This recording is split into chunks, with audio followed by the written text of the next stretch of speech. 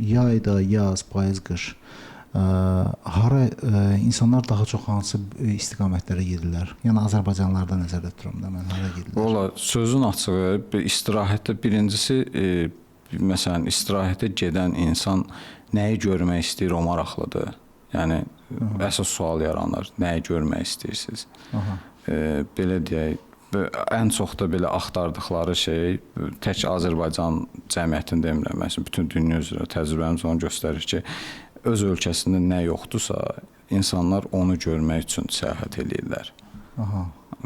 Belə deyək, məsələn, Rusiyada dəniz yoxdur da. Yəni, ancaq meşədir, göldür, çaydır, məsələn.